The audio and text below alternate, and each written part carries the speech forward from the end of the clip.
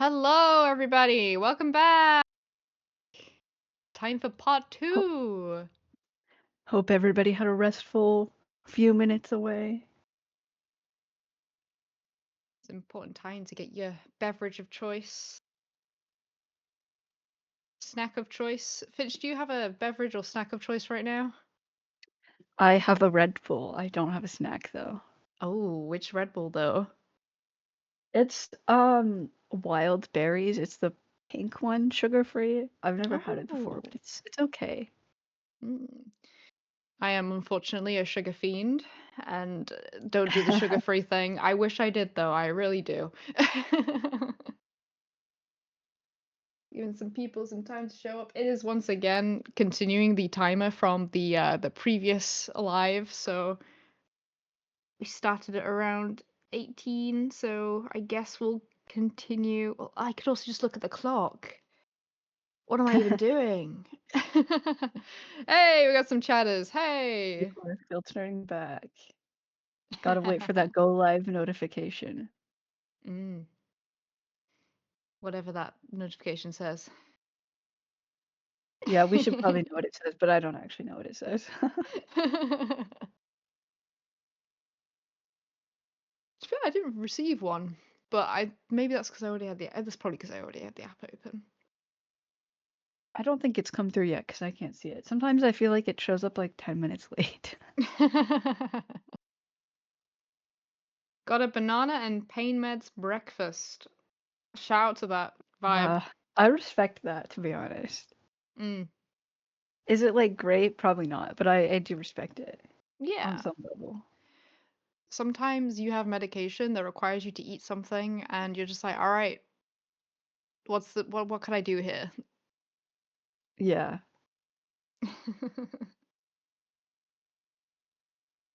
Hey, Hey, close to some ooh, cake. Nice. What kind of cake though? That's kind of important. yeah.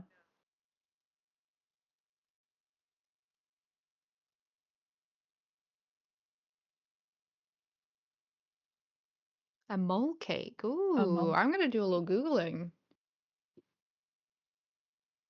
I don't suppose you've heard of this before, Finch. I have not, but I'm intrigued. Ooh, it's a German chocolate banana cake recipe is the first thing that came up when I looked this up. Ooh, It looks nice. It looks really nice. And I guess it kind of looks like a molehill. Hell yeah, stream time. Ah, yeah, it is shaped like a molehill. Nice. I like that. That's fun. so then is it just a German chocolate cake shaped like a molehill? Is the mole cake like is the banana integral to it being a mole cake, or is it just the shape that matters? These are the philosophical questions we need to be asking about Quill's cake.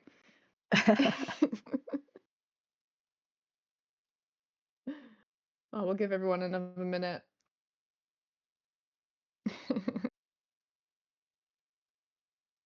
It's kind of crazy. We're almost at the end. We are almost at the end. That's weird to think about. Another year. Another set of jams. Was it Apple Jam I saw on the promotions this year? Yeah, yeah. Never had that before. I want to though. I've had apple butter. I wonder if that's like similar. I've never seen Ooh. apple jam before. Ooh. You know what? I might make it. I like to make jam. It's like really easy to make. But I don't know if apple jam would be really easy to make. Is the only thing. Thinking about it now, I'm not sure it's gonna dissolve in the same way that blackberries do. Oh no. All right then, we're about 5 minutes into it, so I suppose we could get on and get started with the part two. The wheel is up, so if you could take us The away, wheat Finch.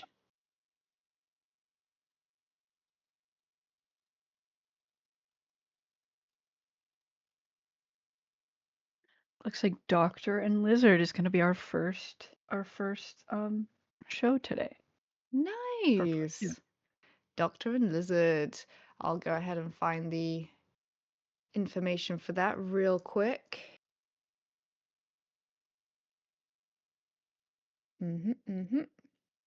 Okay. Ah, there it is. It's got like a page divide. All right, so we're going to be listening to Doctor and Lizzard. The episode name is Lizzard's Big First Day. This show is undecided on continuing, and it is a comedy. The show description is as follows. Lizzie is your average 20 or 30 something medical student working at the hospital, just doing what they can to have it all. However, Lizzie has a secret. They're psychic. Together with their pet lizard named Doctor, Lizzie must navigate this new workplace. Life at the hospital will never be the same. James finds that the roommate he met through his friend Mike turns out to be more than he bargained for. Content warnings for this show are medical setting throughout and medical emergency involving crash cart at minute 13, second 56. There is a transcript which we will be linking in the chat below. And as for the cover art, it is described as follows: a deep blue background with a circular frame in the center containing an image of a bearded dragon's face with its mouth slightly open. Wrapped around the circle is a rounded stylized yellow text reading Dr. and the purple text reading Lizzard. Small text at the top left reads a PodJam 2026 production. This episode is 17 minutes and 35 seconds long. So, let's get listening.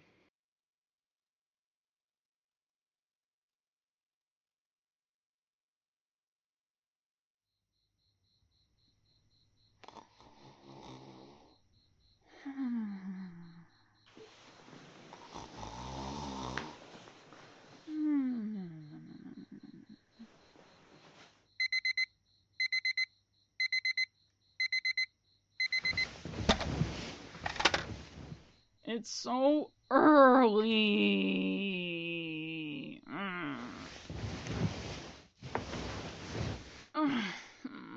What do you think, Doctor?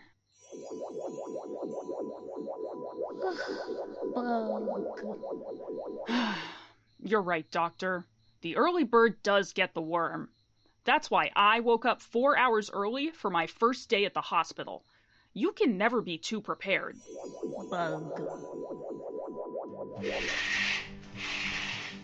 Hi, I'm Lizzie P. Lizzard. Today is a big day. My big day. My first big day. Today, I officially get to start my first rotation as a medical student.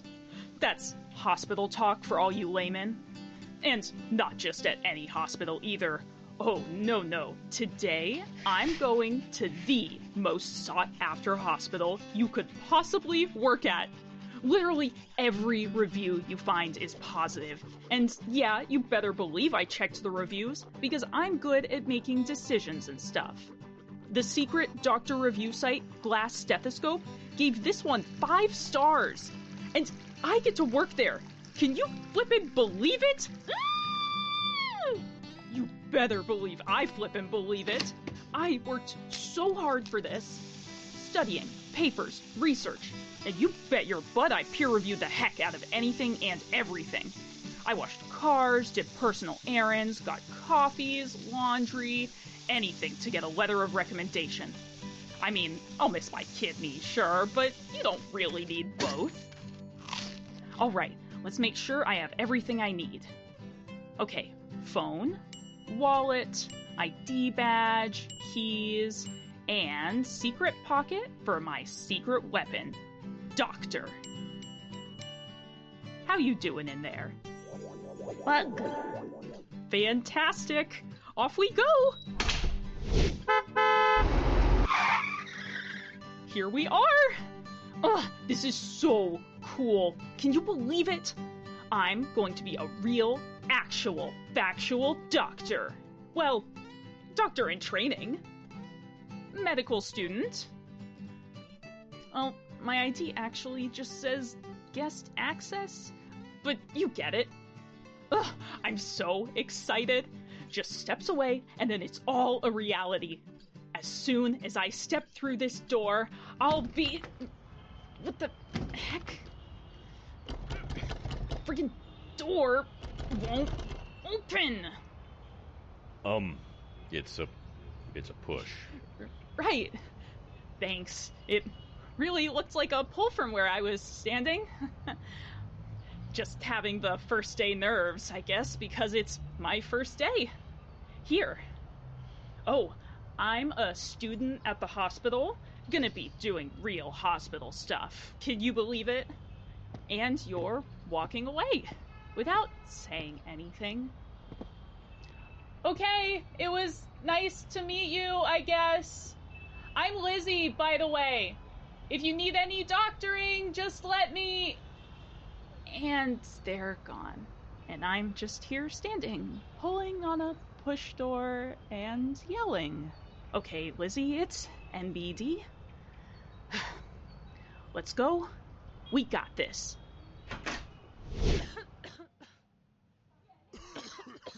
Wow. Look at everyone. They look so, sick. Oh, I'm really sick. But not for long. Can I help you? Hi, I'm Lizzie, and I'm a med student here, and I just want you to know that I am totally psyched to be here and do whatever you need, because today is going to be great. Oh God, today is awful. Come on, Lizzard. It can't be that bad. You gotta keep your head up. Enjoy the sweet cafeteria grub. Today's Square Pizza Day. Nothing can be bad on Square Pizza Day. I told you already, my name is not Lizzard. It's Lizzard. There you are. I have a message for you from the chief resident. I was looking over some of the histories you took today, and I hate every single one of them. You're a bad med student. Do them all over or go work somewhere else. Oh, gosh, I worked so hard on these. What could I have done wrong? Here, let me take a look. Huh. You know, normally I'm a glass half full kind of orthopedic surgeon. But Lizzard, this is... Why did you just put bug? Well, Doctor made very compelling arguments. Who made compelling arguments? The very real human doctor I talked to. Anyway, I have to go fix these.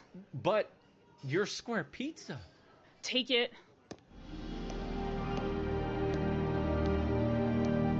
I will never forget this kindness.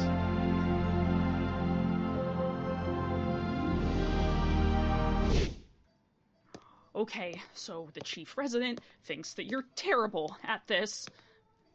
So what?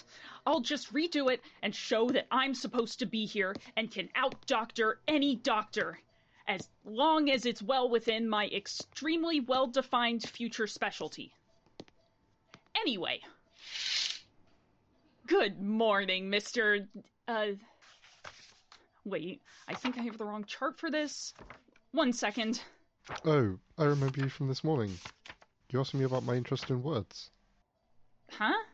No, that's etymology, not important. I just wanted to come back and check to see if you were feeling any different. Could you talk a little more about why you came to the hospital?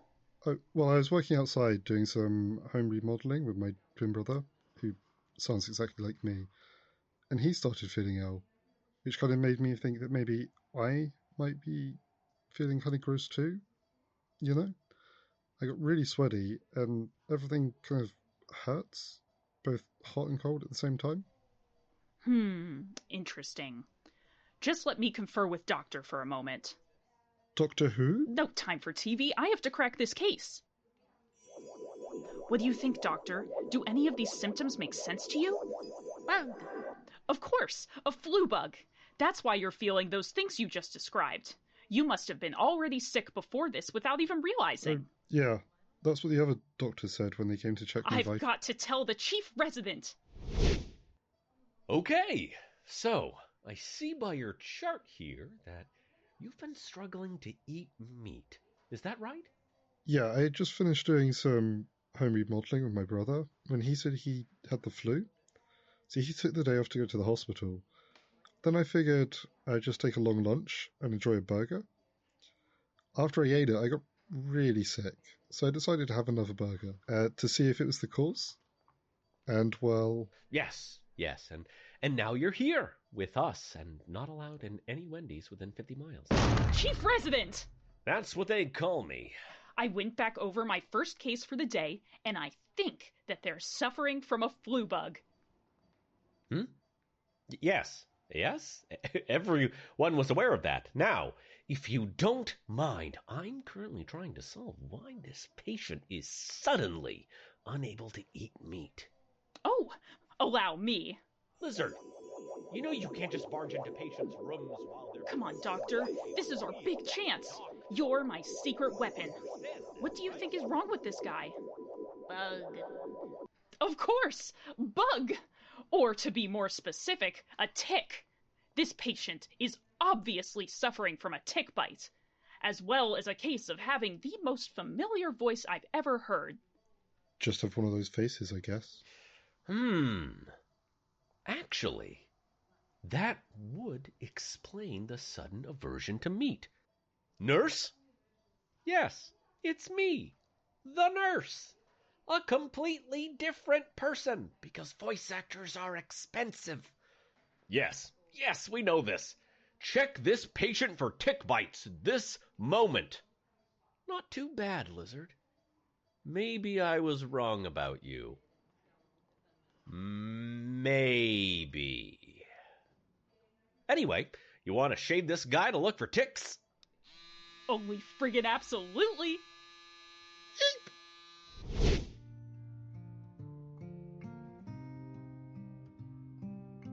Other than missing out on Square Pizza, today has been an absolute blast.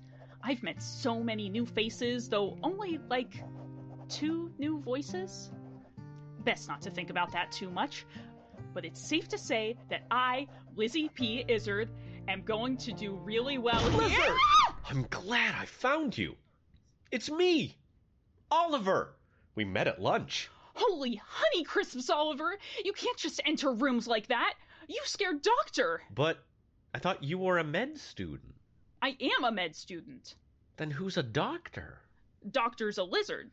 But you're Lizzard. No, I'm a med student. I'm confused. And I'm hungry.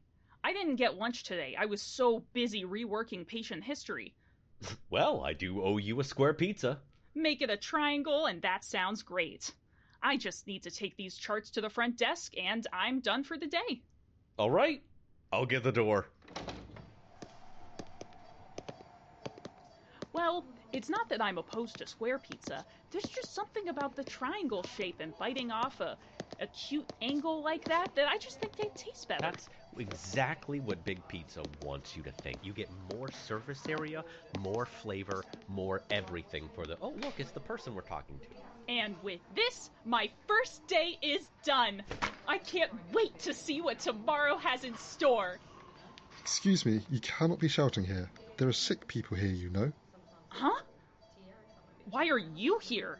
I work here? They let patients work here? Girl, I've been sat behind this desk for 25 years. I am not a patient. Are you sure? I mean, you sound just like every patient I've met today. That's because voice actors are expensive. Now, come on, Lizzard. We got pizza to do. Oh, right. Sorry, and sorry to you. I just could have sworn that you were... Never mind. I swear, kids these days are getting dumber and dumber. Ah! Oh no! Are you okay? Ollie, something's happening! First, loving the nickname. I have some notes on it, but that can wait until later. Lizzard, go call the crash cart. The what? Oh, right. How do I do that? Oh my gosh, they just collapsed. None of my patients today did that. This is real. Come on, Lizzie. Think. Ah! Lizzard, focus. On the wall there, the red button. Right! Here it is! It won't come out! It's a push. Right, of course! Man, why is this my kryptonite today?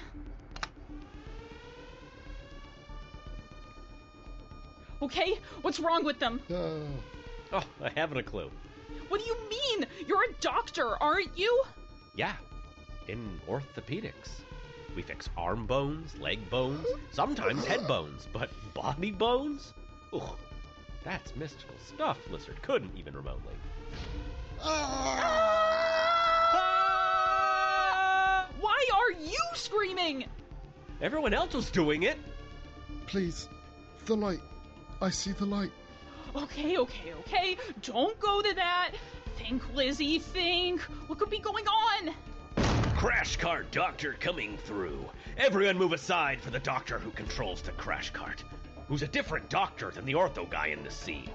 What happened? They were just talking, and I was giving them my charts because today is my first day, and then they just, Dang!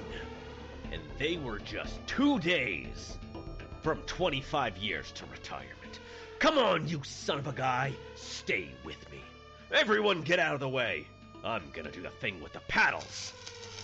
Wait, I can do this. No way. Get your own paddles. These ones are mine. No, not that, I mean... Okay, doctor, I need your input here. This person, who I totally called as a patient, is having an emergency right before our eyes. It's up to us to find out what's wrong with them before it's too late. It's psychic secret weapon time.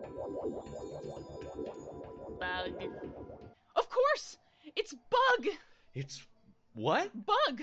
Or more specifically, bifuremial upine granulostoma. What do you think, Crash Cart Doctor? It's Dr. Crash Cart, actually. But you could be right. All the signs are right there in front of us. And the main symptom of that thing you just said is that it reacts explosively to voltage. The paddles! The paddles! Oh, boy. That would have been a close one. I better put these away. You can get out of here, Lizzard. The Crash team and I can take it from here. What's going on? Am I going to be okay? Oh, no, not even remotely. This is hella terminal. Yeah, no. We definitely are going to want to... Oh man, what a day! My first day as a medical student in rotation. Really? Because your ID says you're a guest access. Must be in sight of security at all times. Anyway, how about we celebrate with some pizza? My treat. Heck yeah! I hope they have pizza for Doctor. Oh, they absolutely have pizza for me. That's not what I... Never mind.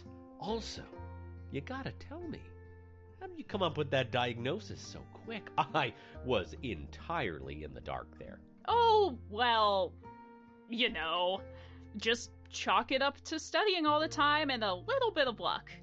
That's really it? Well, I suppose psychic powers don't hurt either. Yeah, you have psychic powers? Oh yeah, check it out. What the fuck? This project was a joint collaboration for PodJam 2026 by Derek Valen, Saf the Something, and William Esses. Special thanks to William for asking everyone to join the team. Okay, well, not asking. Telling. Okay, well, not telling. Forcing. Anyway, any and all resemblances to real lizards in this show was literally the point. If you'd like to hear more Doctor and Lizzard, let Derek know, because that dork wrote entire script notes for the whole season of this junk. Anyway, thanks for listening.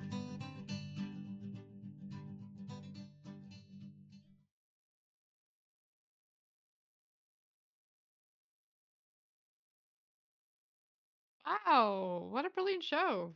Super comedic. That was really fun.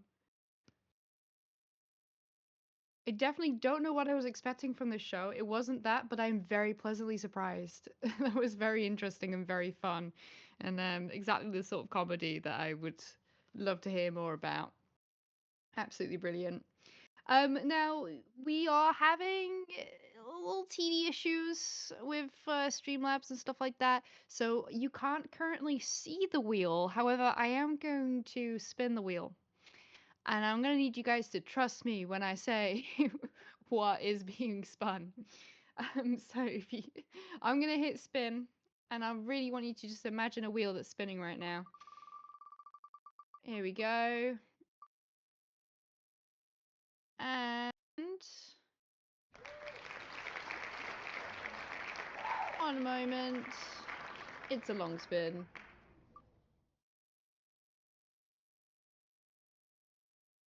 It is the Princess Banks Hotel that we're going to be listening to next. Oh, look at that cover art. Isn't that just absolutely beautiful? Let's have a look at this. So, the Princess Banks Hotel. And the episode title is The Customer's Never Wrong.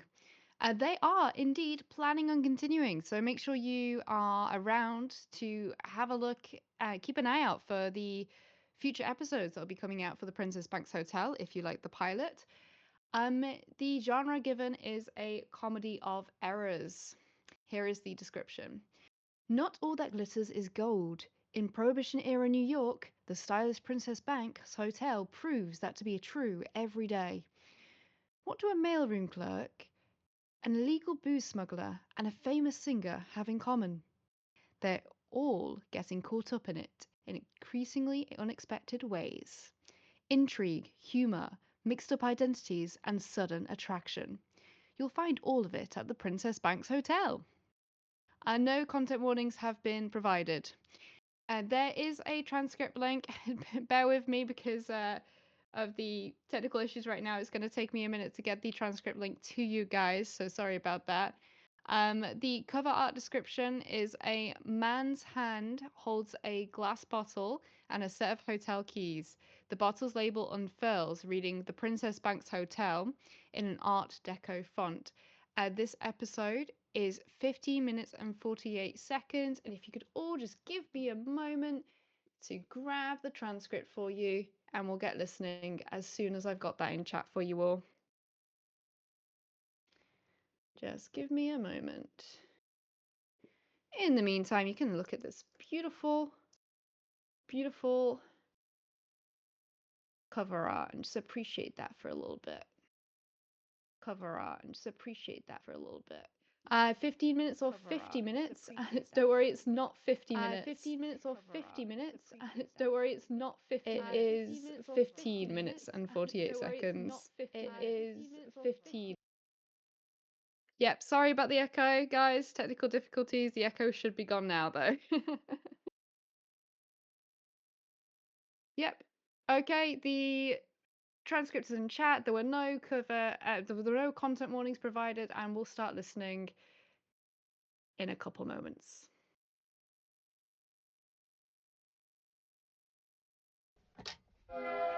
I just like to dream of a cottage by a stream with my man,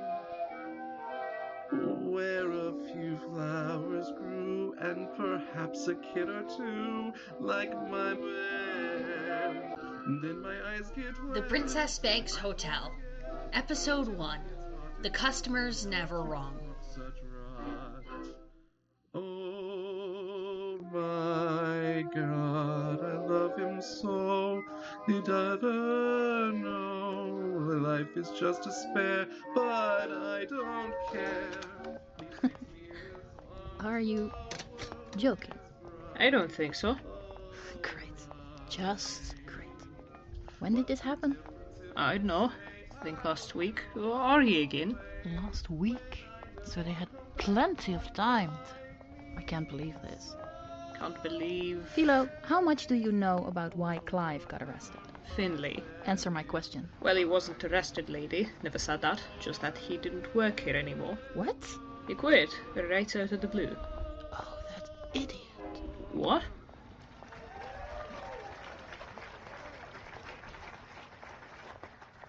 Thank you, New York. And thank you for your generous donations to the Thelma Pauline Foundation tonight. They'll be going to a good cause, the best cause. As we all know, the war effort took so much out of our great city. I am grateful to have shared this room with so many people who understand the importance of giving back. Thank you again, and have a good night. I don't think I've ever seen so many rich people in one place in my life. Aye, wait till you see the annual Princess Banks Ball. $17 for one ticket. And there's certainly been worse public speakers. Should have been there last year. It doesn't matter how good a public speaker he is, he's loaded and famous. I suppose. Listen, lady, I can tell you're involved in something big and messy, but Mr. Banks said the customer's never wrong, and I'm no snitch. Still, can't help you if you don't tell me more about what you need. I know. Well, you're not who I expected to meet here today, and truth be told, I'm a little off because of it. Clive wasn't a friend, and I didn't really trust him, but at least I'm rambling. Sorry. What I'm saying is there's a lot at stake, and actually... Oh, excuse me. Pardon me. Can you point me in the direction of one of your colleagues? Young fellow, blonde hair, about yay high? Buzz off. We got... Shit. What? You're Julian Tavish, right? The one on stage. I hope you couldn't tell by my complexion. The stage lights make you sweat, you know. I'm not naturally like this. Well, about your question, Of course not, Mr. Tavish. I recognize you from the papers. I'm a fan, actually. How did your performance go? I'm sure you did fantastically. Well, it wasn't the performance itself that really mattered, truly, but the cause that we all gathered here today for the donations. But if you do allow me to toot my own horn, I think I did quite a fantastic job singing. Sometimes fans deliver roses to my hotel room, and I dare say I think I might have got a few gifts waiting for me back there. Oh, that sounded like an innuendo. I didn't mean that. I would never take advantage of an admirer of mine in such a way. Oh, hell. Of course not. You're a gentleman. Even though I'm sure you could, have your pick of any lady. But yes, you did splendidly up there, I'm sure. For such a good cause. Sir, you were asking about... Mr. Tavish, would you maybe sign my handkerchief? I would be so honored. It would be my pleasure, Miss... Lansing, Irene Lansing. Warm wishes to Miss Lansing from Julian Tavish. There. Thank you so much, Mr. Tavish. We won't disturb your peace any longer, me and my friend here. Have a good evening.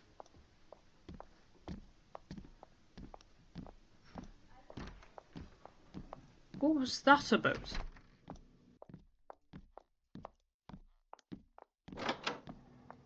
I don't think I'm supposed to be here, and I'm sure you aren't. What did you say your name was? Irene? Oh, shush. I need to think. You need to be in a clandestinely entered laundry room to think.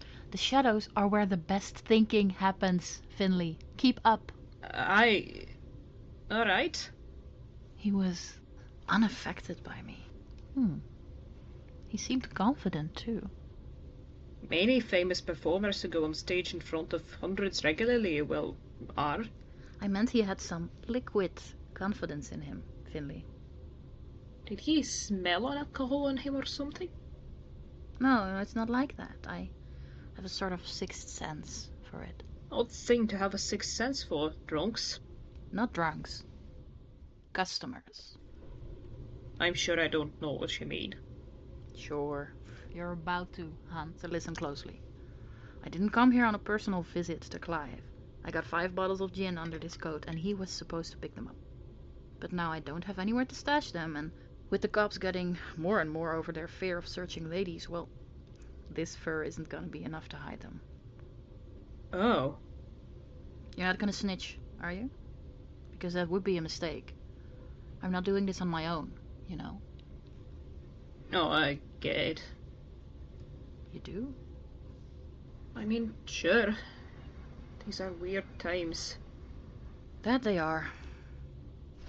Anyway, I'm thinking Mr. Tavish there might be willing to pick these up off me. You think?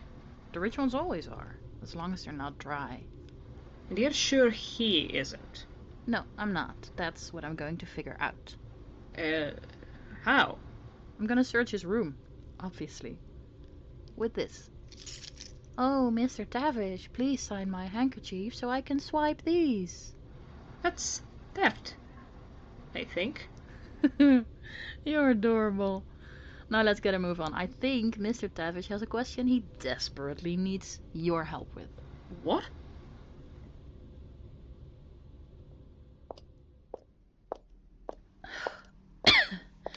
Who put penthouses on the top floor?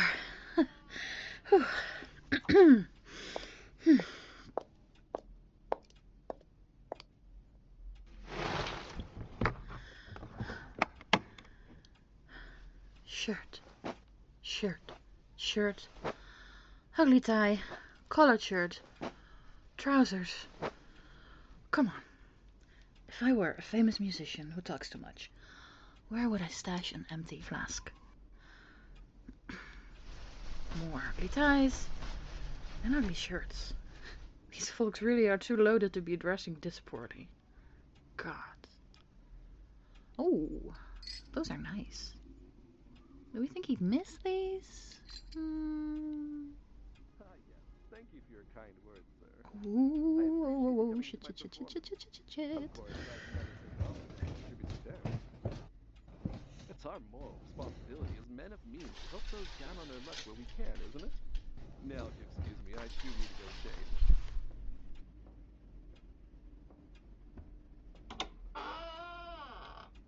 Didn't I lock that? Oh, well, must have forgotten.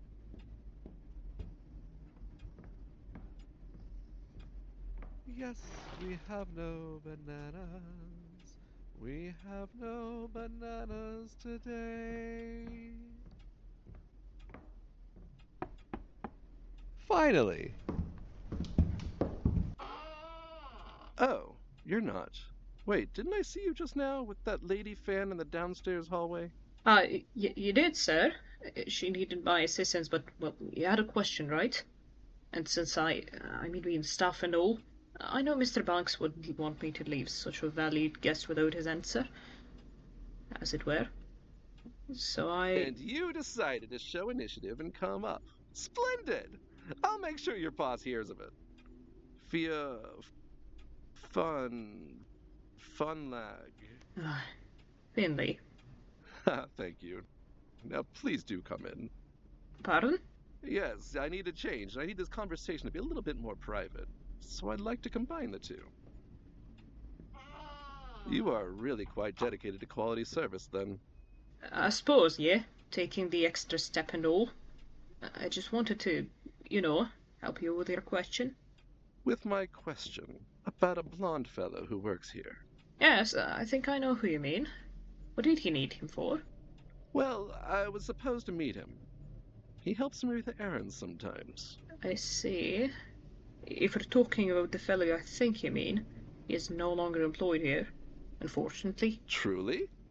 That's a shame indeed. Was he fired for any wrongdoing? We're on his own, I think. I see. Did you... But you had errands, right?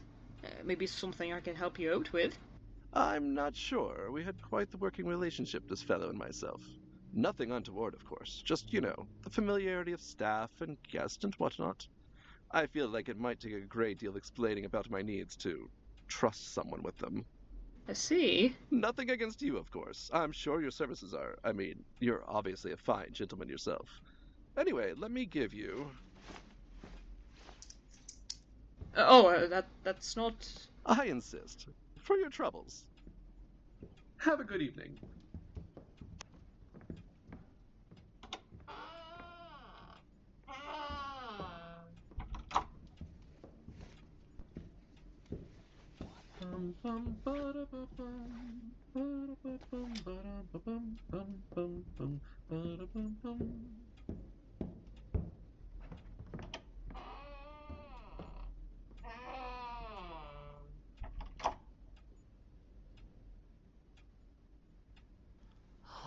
shit.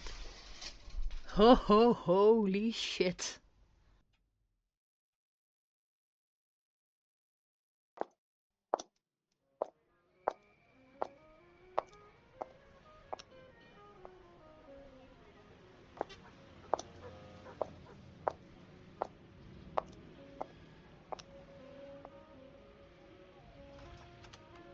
Finally, you took your time. I was just about to leave. I thought we were finished. Of course we're not finished. I'm still carrying this, remember? Please put that away. I'd love to, but I can't exactly give them to Clive to hide around here anymore, can I? I'm sure I'll deal with him later, but right now I can't go back into the street with all this. Oh, hold on. He was hiding them for you? In the hotel? Obviously! Why did you think I was meeting at his workplace with him? For the ambiance? No. Clive was my contact in this ritzy joint and sold the stuff to your fancy clientele. They were eager for it too. Even though it's, bathtub gin. And you're telling me this because... Well, I've lost Clive. I need this contraband off me right now. More than that, I need a new long-term contact. And you. I heard you up there with that Tavish. You held your own, and I learned more about him from listening in than from snooping around his stuff. I had a feeling you were in there. See? Good instincts. That's something nobody can teach you in this business, and you have this whole unassuming clerk vibe going on as well. Thank you. You're welcome. Finley, will you be my new Clive? Oh, God. This day just doesn't stop. Oh, who am I kidding? It's always like this.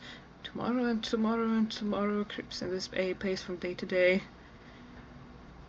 I could refuse. Or I could tell Mr. Banks and she'll be arrested and I'll just go on.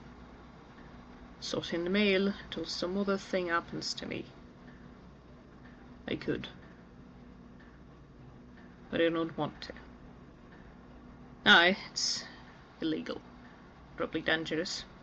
Might get me fired if nothing worse. But for once in my life I can do something, and by God I'm taking that chance.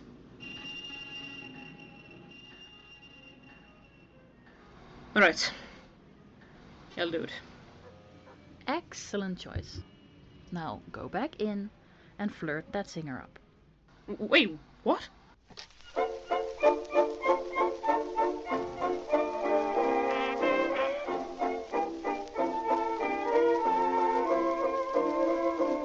Thank you for listening to the pilot episode of the Princess Spanx Hotel. It was created as a part of the 2026 PodJam hosted by the Podcast Book Club. Our team plans to continue it as a short series. Irene Lansing was played by Marley Joy, Finley Cochrane was played by Sapphire D. Bren, and Julian Tavish was played by Lucius Nature. The sound design was done by Mukar. The cover art was created by Marley Joy and Mukar. Our whole team contributed to writing.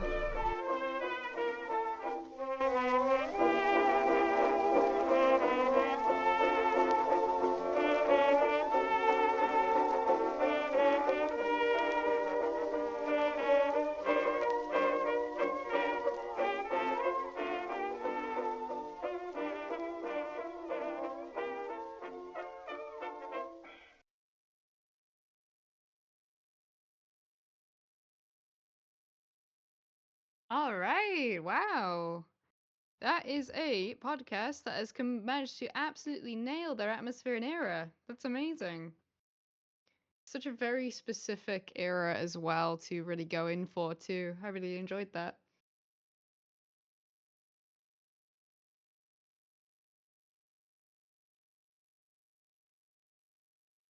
Yeah. And Finch, are you back with us?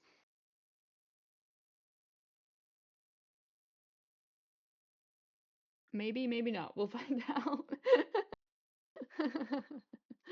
All right. So, Let's go back to the what we got left. It's either between Lakesong or Terminus. I think we will be able to visibly see the Wheel of Fortune this time.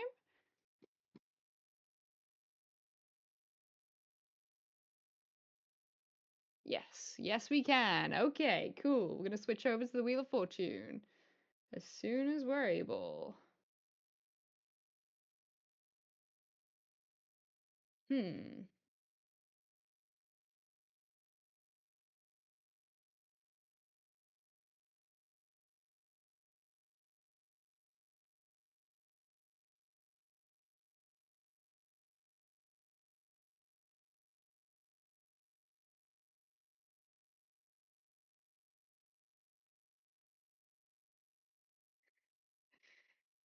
All right, what I think we're gonna do, we got a couple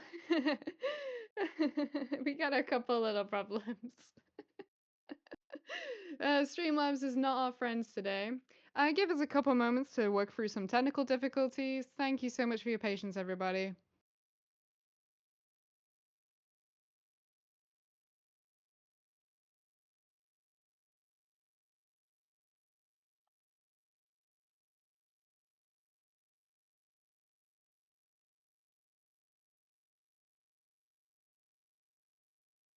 Yay, it's up! Woo! The wheel is back, and this time you guys can absolutely see it. And yeah, if we go ahead and spin that. What's it gonna be? My stream delay isn't too bad anymore, guys.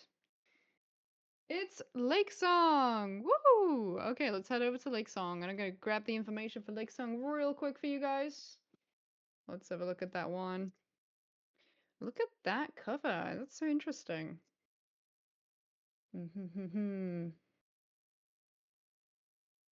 Let's have a look at this. Okay, so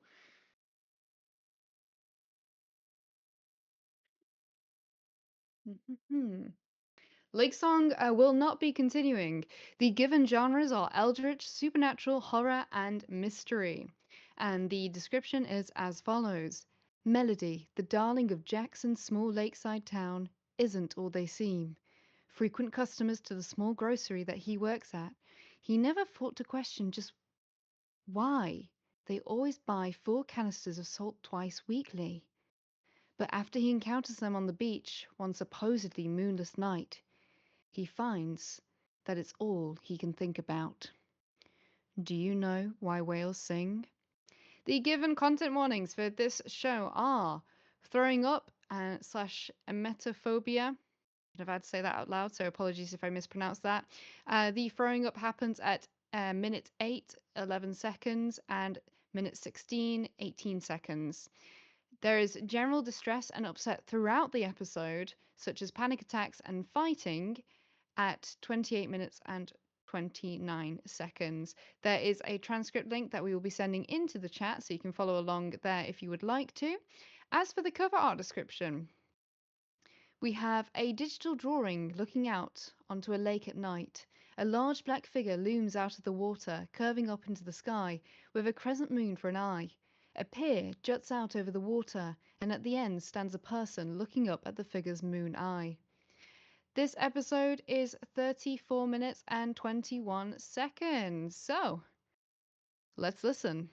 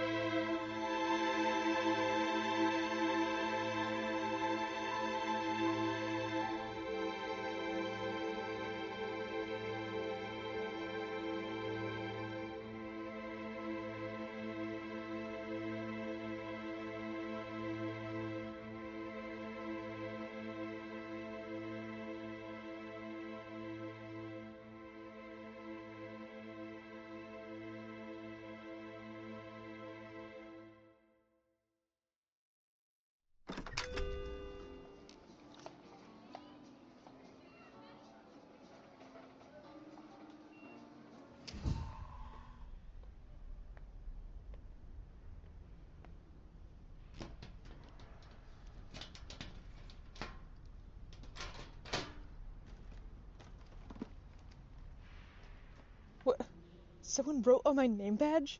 Really? Is this what we're doing now? Transaction Jackson? Fucking... whatever.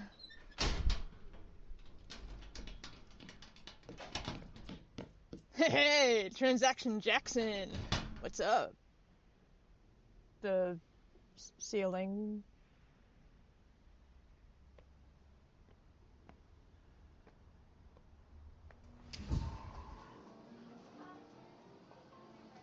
How did they even get my luck to fuck with my name badge?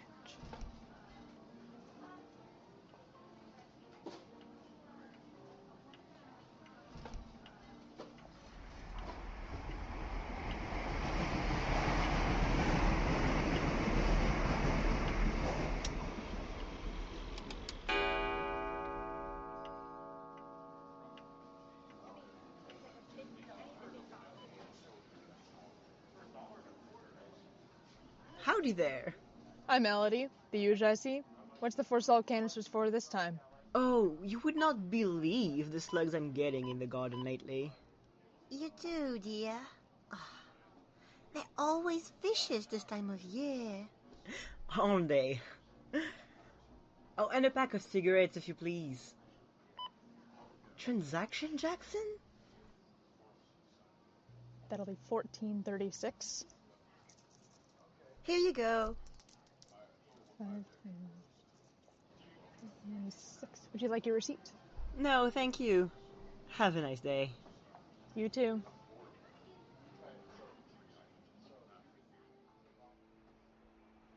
I don't even want to know what kind of freak slugs need that much salt.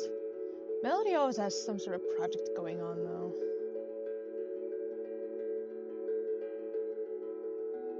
You can never be too prepared for snowstorms. But it's... July? I've been watching this DIY channel lately. Have you ever tried to salt cure beef? I'm going to. I'm trying out Epsom salt baths. Where's the Epsom? I don't know. They're just kind of goofy like that, I guess. At least they always use exact change.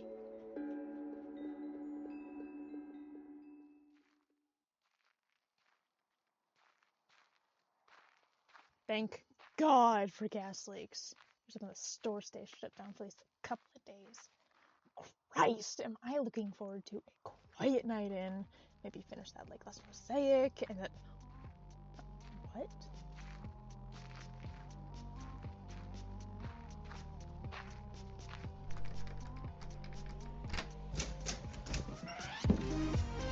Oh, hey Jackson.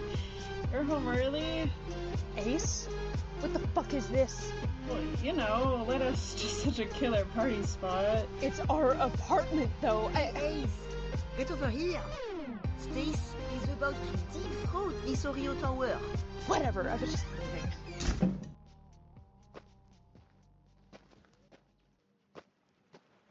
Fuck!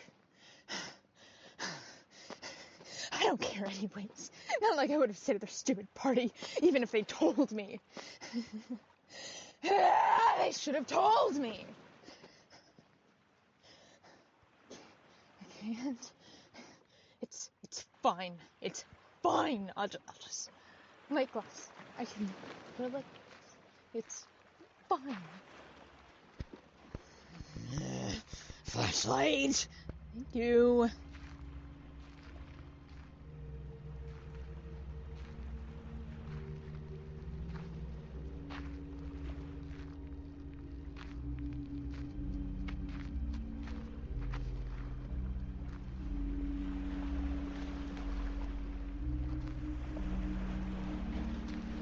I wonder how long the glass travels before it gets thrown back up here. If it tried to escape too.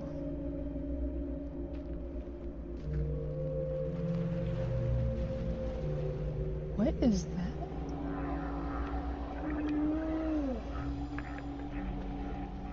There, by the old pier, a shadow lifting up out of the lake, breaking the horizon. It is big, and it shimmers like the glittering of sunlight on the waves.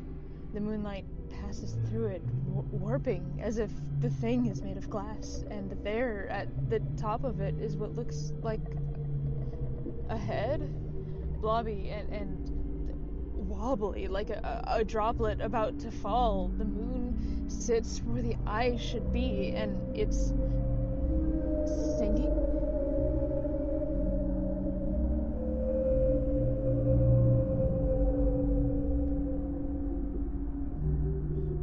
What the fuck?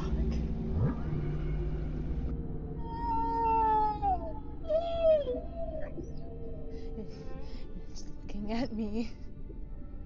Jackson?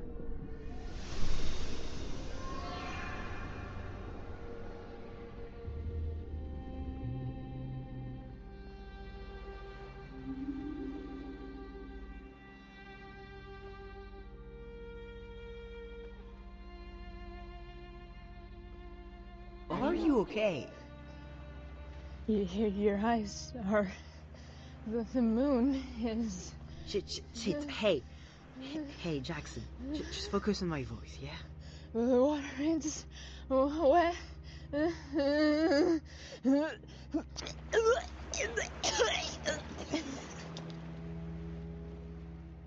You slipped and fell into the lake. I'm lucky that I found you. It's dangerous to walk alone at night. Get away from me! What the fuck are you? Jackson.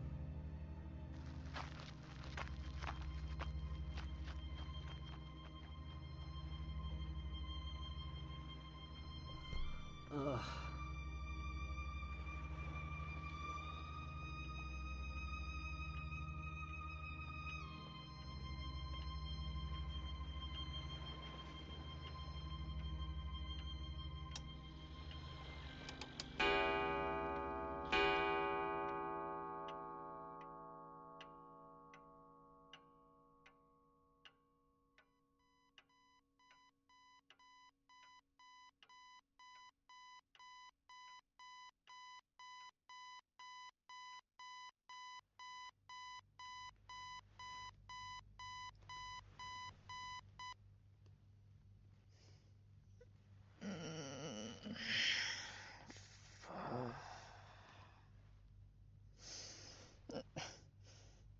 Why do I smell like brine? Oh my god. Oh my god, Melody, there. Oh my god.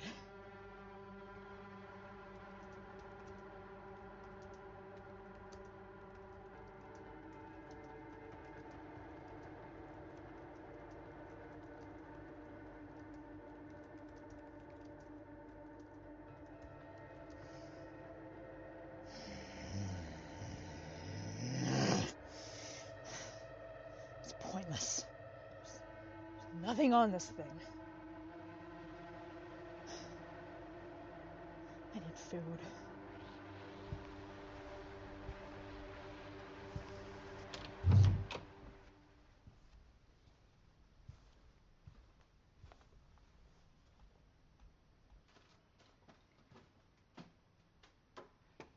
Jackson? I thought you had work today. The store's closed. Gas leak. Right. Hey, about the party last night. What? It's whatever. Water under the pier. Have you ever noticed anything weird about Melody? What? Weird. Anything weird about Melody. There's something wrong with them. I'm just gonna go. Your laundry's still in the dryer. Get it out when you can.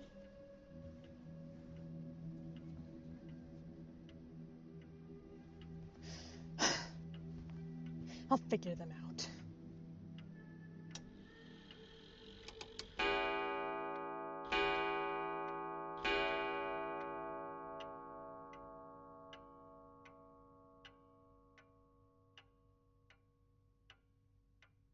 Yeah, I know I've called off the last 4 days. 5 days. Something came up. Stace can cover for me, can't he? Perf. Thank you. Bye.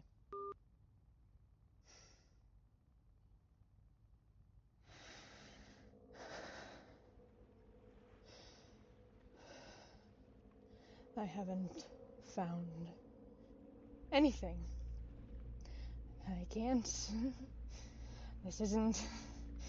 God, I can't get it out of my head. That song.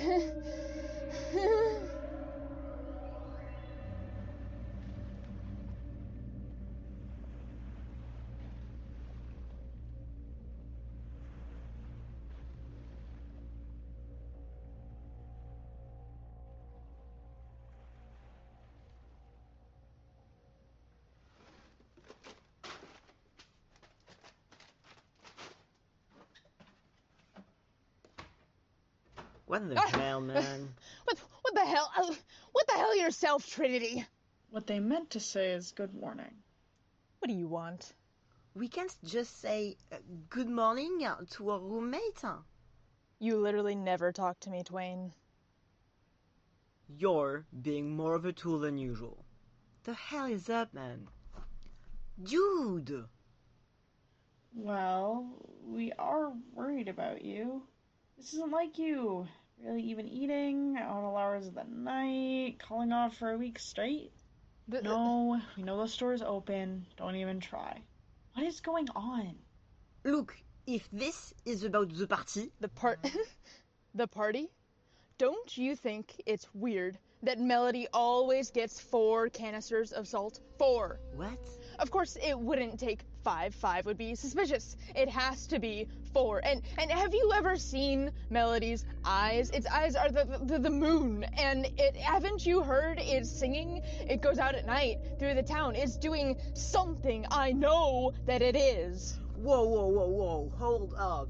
Is that where you've been fucking off to every night?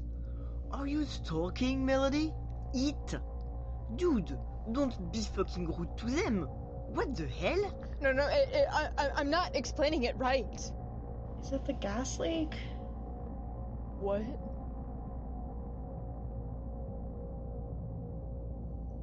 It's not. We can take you to the doctor, get this figured out. No! It'll be okay. Look, you can even collect some sweet workers' comp. It's not the gas leak!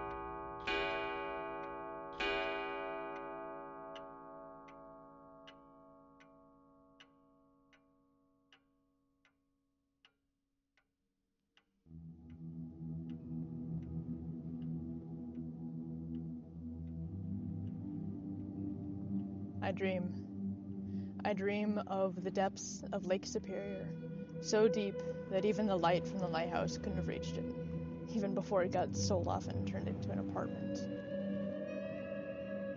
It is quiet.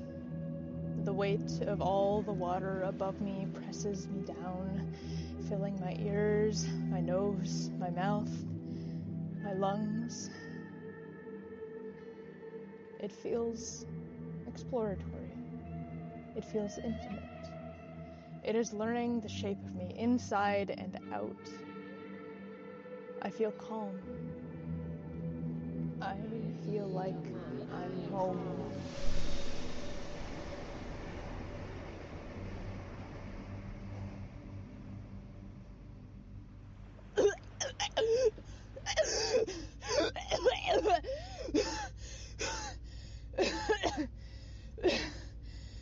Is that seawater?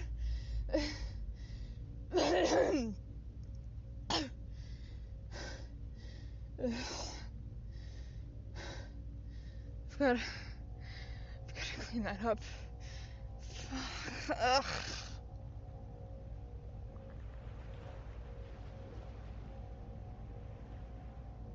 What? No, I can't come in. I just threw up. Legally, I'm not supposed to come in, right?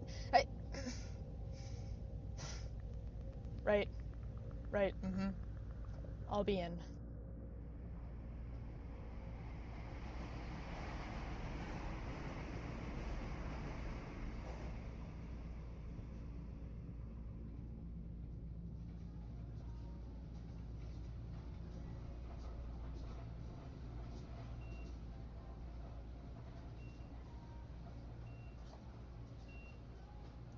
That'll be 1082. Cash or card. You little... I swear to all things holy and otherwise, if you don't start working again, I will kill you. Oh! Car troubles? Don't worry. I've got you covered, Mrs. Olsen. Thank you, dear. You're going to take the money, or... Have a nice day. Jackson? What? Go, Jackson? What? Your name badge. Oh, that? Just something that my coworkers thought would be hilarious after I called in for a week because of you. Listen, I'm sorry for what you saw, but this isn't good for you. What can I do to help? What's the salt for? What? What is the salt for? Rock candy. With salt? Well, salt is rocks. How do you make rock candy? No. What is the salt for? Swimming pool buoyancy. No one here owns a swimming pool. Admit it. What is the salt for? Jackson Port!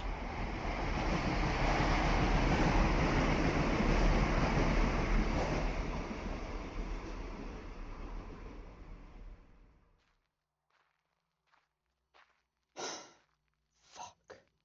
Gone, Jackson. Did my coworkers know? Taunting me. They had to be taunting me. Fired. Fuck me. Rent. God knows my food's probably all expired. I am so monumentally boned. Howdy. Shit! What do you want? You should come over to my house. I'll show you my pool. What? I do use that salt. Fuck off.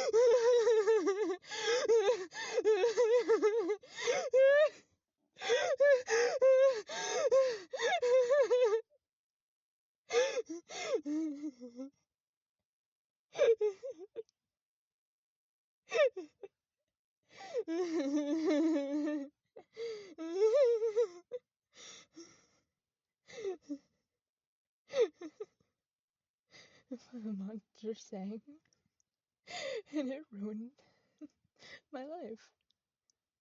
I need to show them. They just don't understand. I need to show them.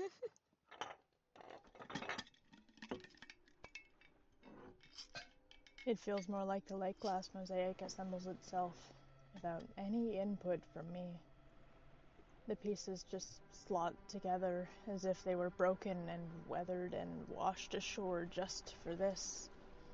It comes together in sections, The beach, the lake, the thing that the monster, Melody, the full moon eye, the song weaving through the sky like sinew. Even in the artificial light of my room, it glitters with an incandescent light. When the last pieces slot into place, I find myself frozen in its gaze. My cheeks are wet. Salt is all that I can smell and taste. The plunging roar of water fills my ears, but it's not finished. Something is still missing.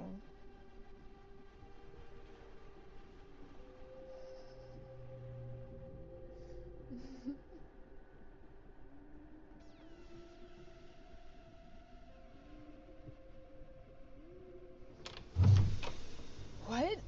So, don't freak out, but I've had a copy of your key for a while. What? Jackson, we need to talk. Get out of my room! You're not doing well. This isn't good for you. Shut up. I think you should talk to someone. Shut up! Listen, I'm sorry, but Rain and Trinity want to kick you out. I need to get out of here.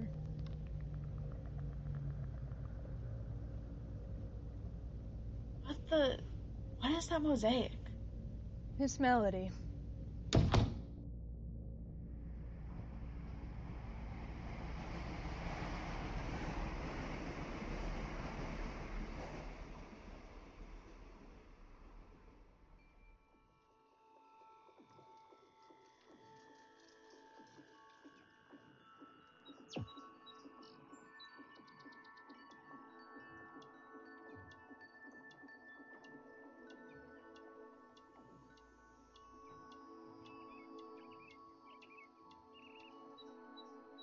For all that I've been watching Melody, I've never been to its house.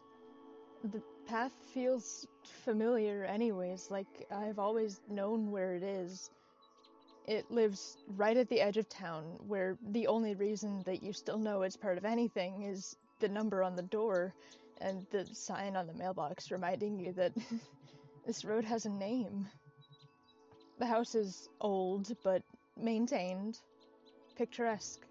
The sort that you'd find in a novel, home to a lovely family and their dog and cat that chase each other through and around the garden and ignore the horrors growing within when the air gets cold and damp.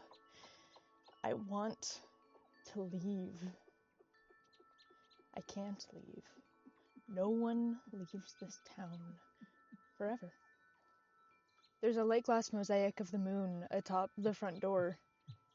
I recognize it. It's mine. It was the first piece I'd ever sold to Melody, the first customer I'd ever had. I don't remember it looking so much like an eye when I first made it. You came! Please, please come in. Can I get you anything to drink? Something warm? Just water. Of course. Sit down, sit down. Now what the hell is this on the coffee table? A model? A model of the town out of cigarettes? Why the fuck is it making? Here you go.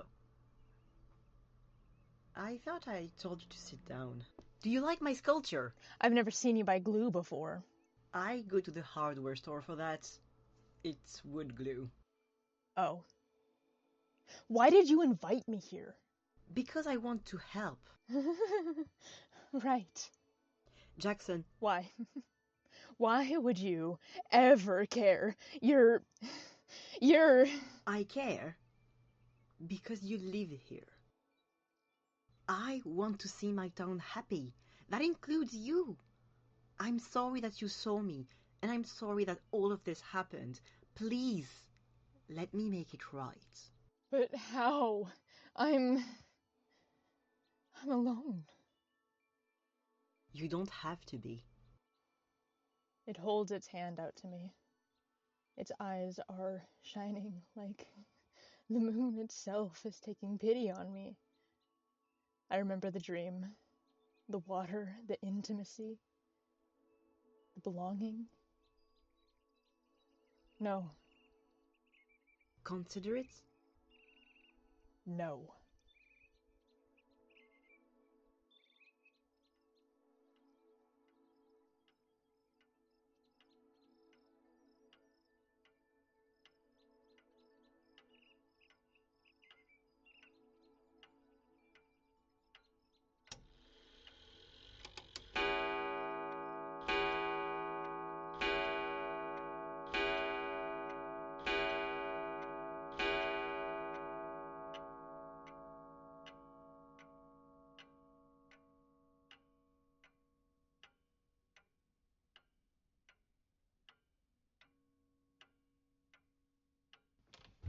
Jackson, thank God you're alive. Ugh, what is that smell? What? Be nice, he hasn't been himself. Who gives a shit? He's alive. Make him take a damn shower now. Shut up, you're not helping. Jackson, it's been days. Again. I can't, can you repeat that? You've been in here for days. Come on, we've talked about this. You can't be doing this. It's pointless, dude. Look at him, he's not even listening. This doesn't make sense. Well, it makes perfect sense to me. You need help. Ugh, whatever. Just get him in the goddamn shower. I'm sick of the smell. Guys, wait, what the hell is that? The mosaic? I don't like this. What are you doing, Trinity? No, don't touch that! What the hell? Get him off of him! Attends! You fucking bit me! Mais non! The fuck is wrong with him?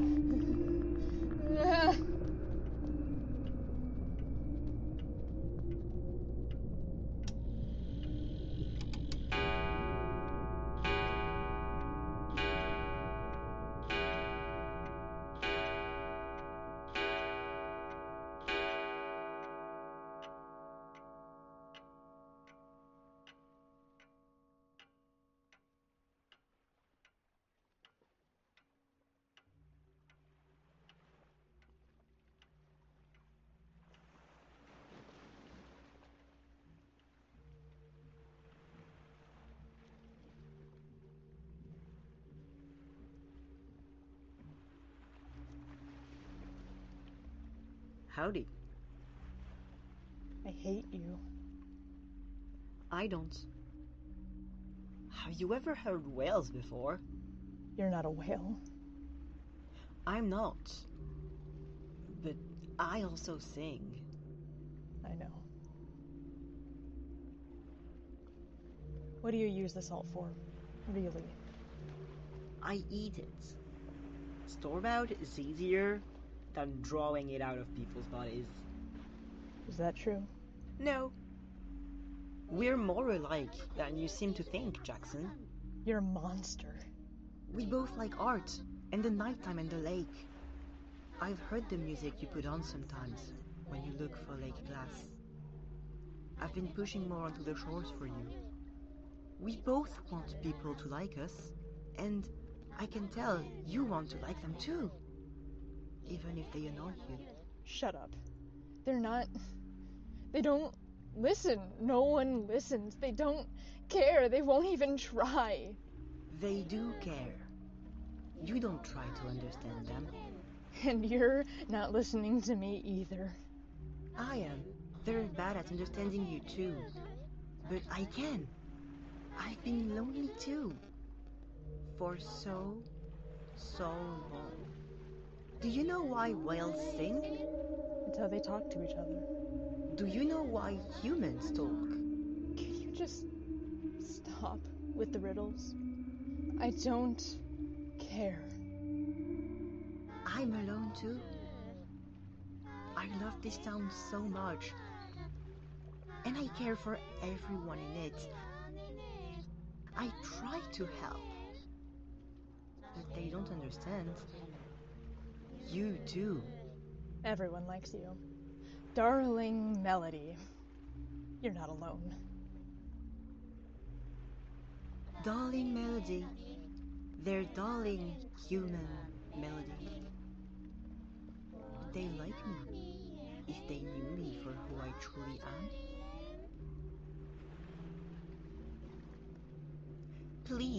You're suffering. You're unhappy. I just want to help you. It's all I want. You won't be lonely anymore.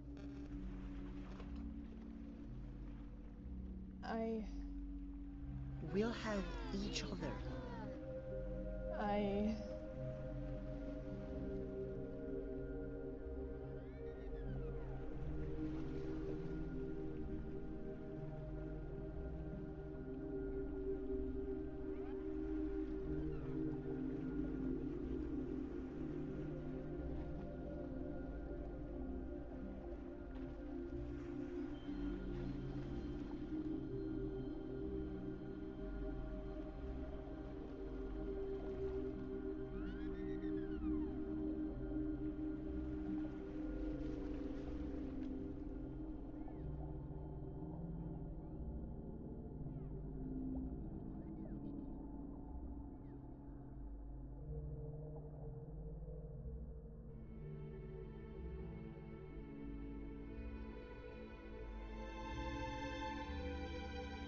Lakesong was written by Martin D. Necromancy and Dandelion Jack, and was sound designed by Dandelion Jack, with music composed by Martin D. Necromancy and art by Chemic Kid. Lakesong featured the talents of Dandelion Jack as Jackson Port and Stace, Martin D. Necromancy as Melody, Twain, Trinity, and Old Lady Mrs. Alston, Chemic Kid as Ace and Jackson's ex-manager, and Curiosity Radio Star P as Utao Melody and Utao Jackson using Utao voice banks Matsuki Marina Orchid and Miel CVCVC by Hara Ao, Adachire C+V English, original bank by Missile 39, adapted by Jack Rubenak, and Vasily Odessa by Miroslav Hasterka. Additional audio was provided by freesound.org.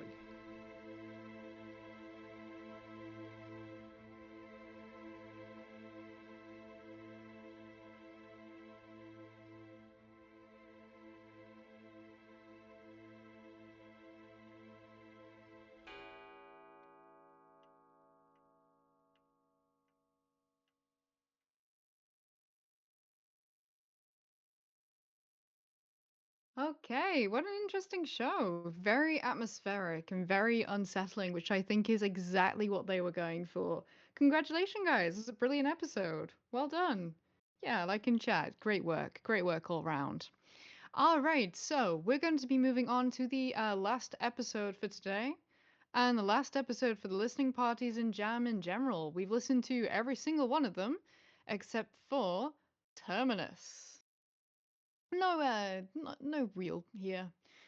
It's the only option. Now, let me read you the information about Terminus. The episode is called Secret Garden, and they are planning on continuing. So if you enjoy this episode, make sure to keep an eye out on various feeds to follow along with the rest of their episodes. All right, so the genres provided are ambient, gothic, found footage, and stream of consciousness. And we have a very short description. The sitter contemplates their past and future while exploring a city. As for content warnings, we have at 24 minutes and 30 seconds until the ending. There is the recounting of gaslighting, derealization, and disassociation. There is a transcript link which we will be providing. As for the cover art description, a drawing of a train crossing at night, the barriers are down, and a large sign reads, in all caps, "Do not stop on tracks." The length of this episode is 30 minutes and 25 seconds, and without further ado, let's listen to the final episode that we have on this PodJam roster. Let's go.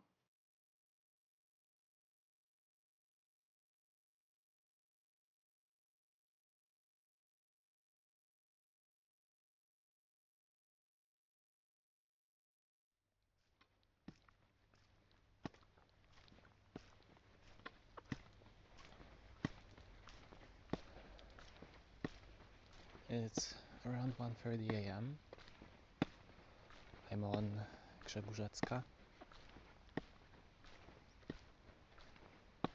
The night is really warm, It's still spring. The trees, well, some trees are in full bloom.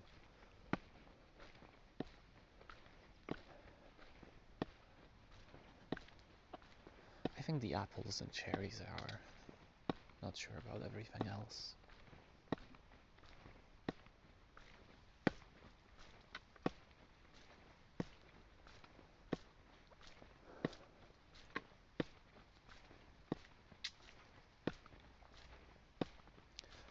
In spite of the hour, it's almost light out.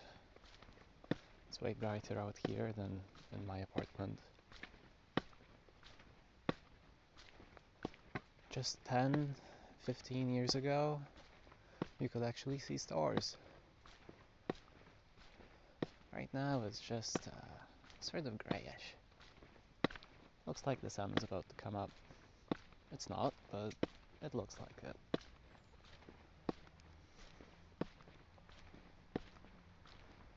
I'm crossing Fabryczna, heading towards a train crossing, an overpass.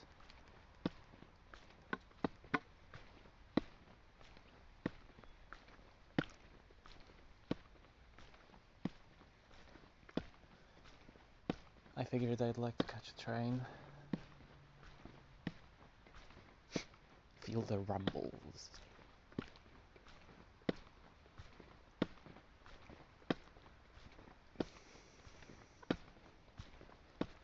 Maybe record the wheels striking the rail gaps.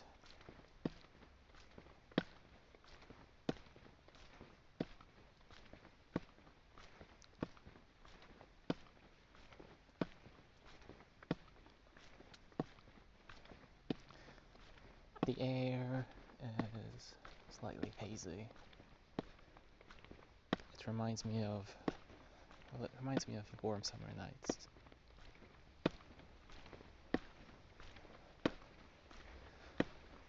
Either a year or 2 years ago, I don't quite remember, it was so warm, even at night, that I could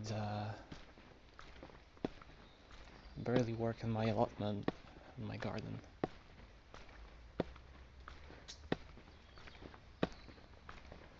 I'd pull some weeds or dig a little bit of a hole, the composter hole. And then I'd need to chuck another liter of water. It was awful, excruciating, sweaty work. Had to do it, or otherwise they'd take up the place away. Ugh, take the place away. Well, God fucking damn it. Take the place away. Yeah. It is a rental, so oh well.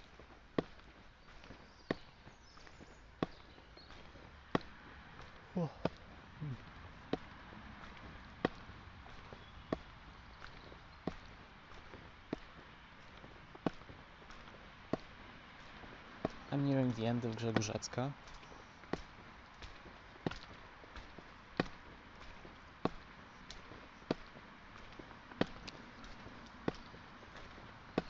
Heading into Aleja Pokoju, Peace Avenue. And there it is, the overpass on the horizon. Used to be more sheltered, had a lot more trees around.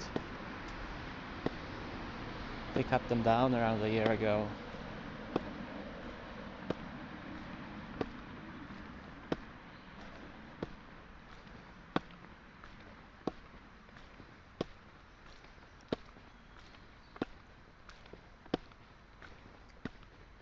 Probably preparing for some construction, but I'm not sure.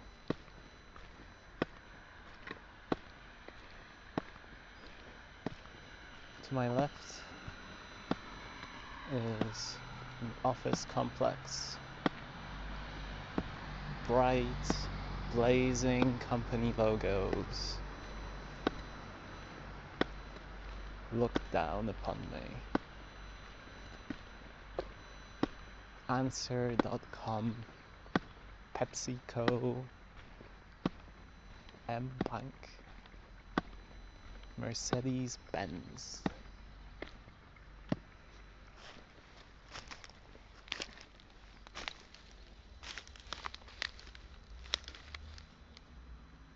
It used to be there just a couple of years ago.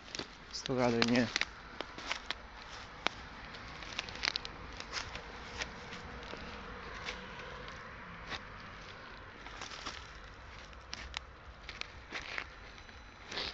I don't usually catch trains from here specifically. It's a little bit of a pain to get up there.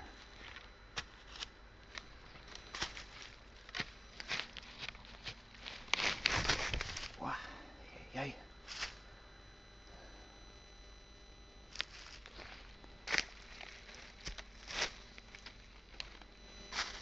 A little easier with the cane.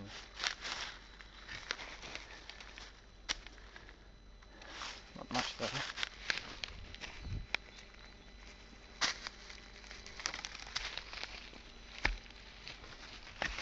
Also doesn't help that one of my hands is taken up by the recorder, but I'm here.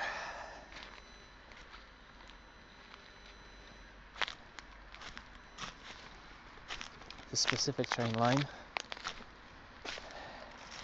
is a bypass line leading away, or around rather, the main Krakow train station. It's a quiet night. Only a couple of cars here and there. I think it's Thursday.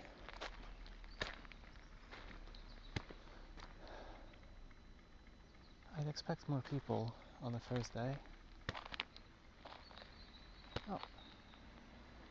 And I can see the blinking lights of an emergency vehicle off in the distance.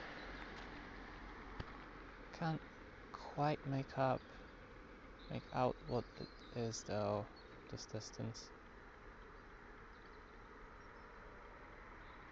Probably an ambulance.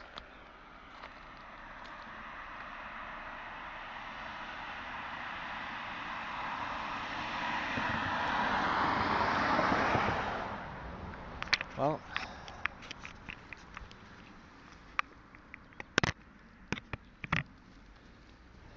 there's tram lines below me.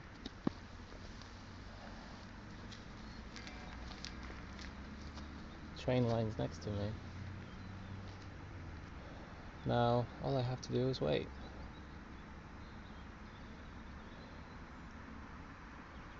This overpass has a nice gravel stretch next to the rails. About enough space to fit an additional track in, but I'm not sure if it was reserved for that or if this is just a maintenance stretch.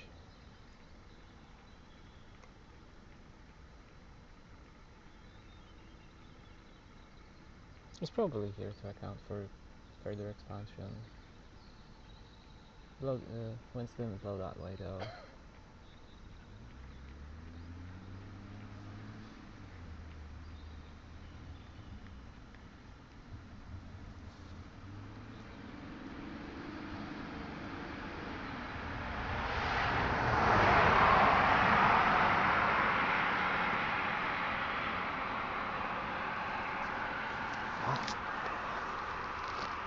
Maybe I can lay down.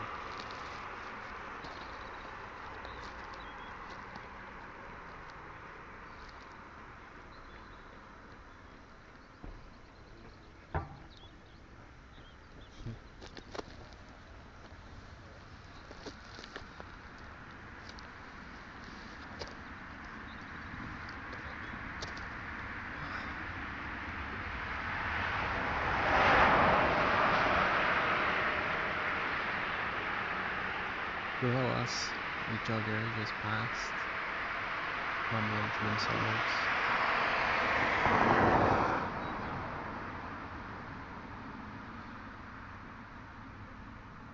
But right now, I'm as blind as you are. Looking up at the grey, grey sky.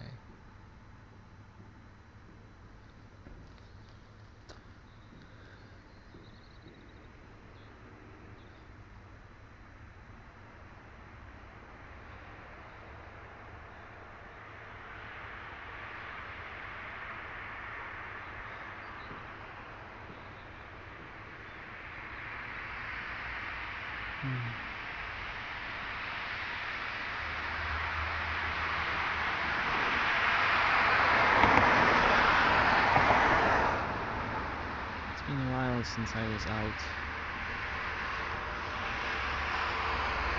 at this time of day. Well, this time of night. A couple of years ago, I used to go to the local cemetery, Rakowicki, I think. Might be wrong there. Has a singular bench. The entire cemetery does. It's a nice wooden bench. Slightly curved. And I'd go there after sundown. I'd sneak in through the gap in the fence where the two panels meet. There was just enough room between the metal posts, slats, posts, I'd say, posts, to squeeze in. And I sleep on the bench. It was quiet there, dark, darker than here. No street lamps, especially no LED ones.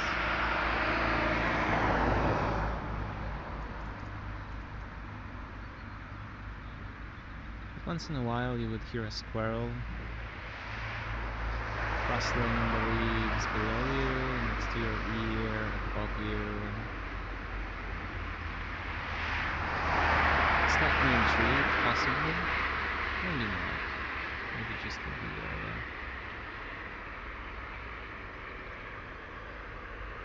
And at first I'd tense up and... well, I have to admit, I was a little scared.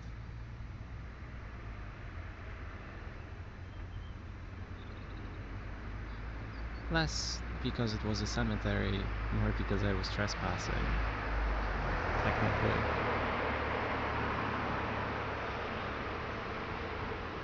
And after realizing it's just animals, it was almost...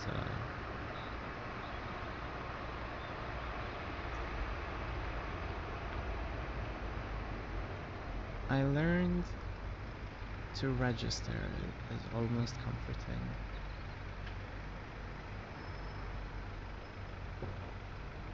I learned to think of it as almost comforting.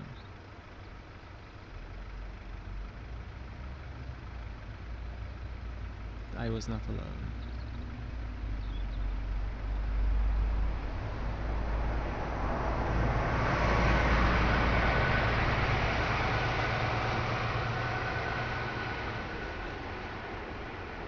Right now, on this bridge, on this overpass, I think I'm more alone than in that cemetery. At least at the moment.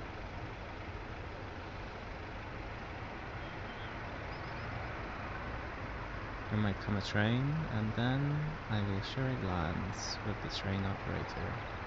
Or maybe I won't. Maybe I won't catch them. But the train will be there. Big, imposing, loud. A symbol of mortality. Of human ingenuity, of the Industrial Revolution.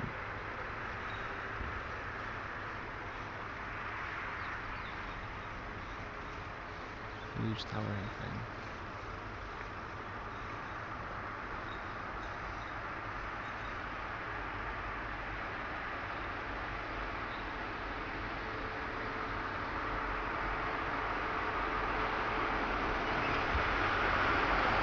I'll be here with that train, like that squirrel was to me, I suppose.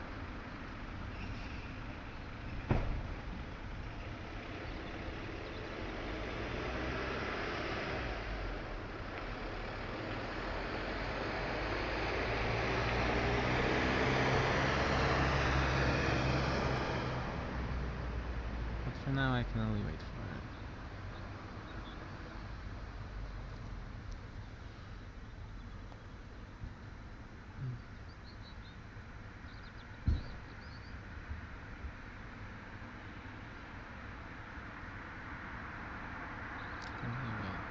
Let's see.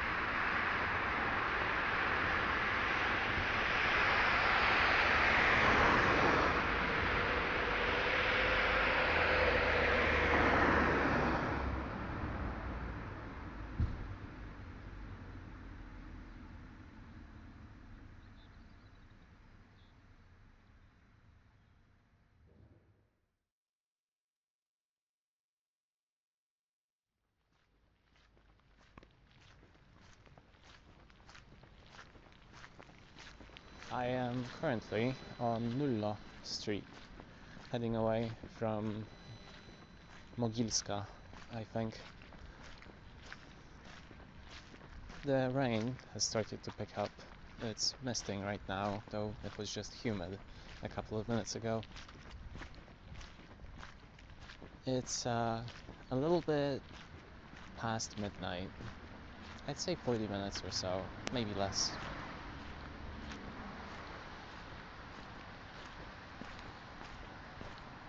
Right in front of me are the community gardens allotments. You can go rent them out and have a little gardening plot in the middle of the city. I used to go there quite a lot when I was little. I think when I was 7, maybe 6 or so, my mother acquired a plot there. I won't go into the specifics, but there's like a little bit of bureaucracy complications you have to go through.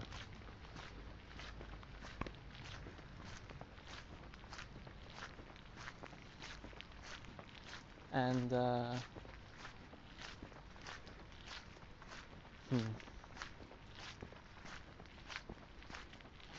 I used to really love going there. There was this, well, there still is, though it's not as grand as it used to be, sadly. Chestnut tree. Huge, huge chestnut tree. French, I think. It's a miracle it took so well to living in Poland. Growing in Poland? I suppose a tree is alive in its own way. And it always reminded me of a book that my father would read when I was very little. I'd say 4, possibly even smaller.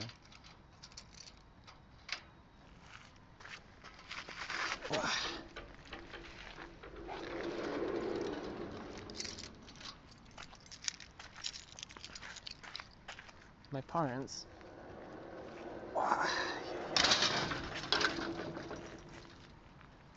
used to read to me every single evening before sleep.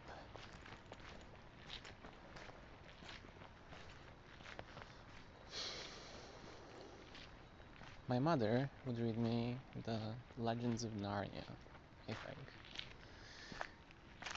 Rather, I think that's what the title is. Starting with the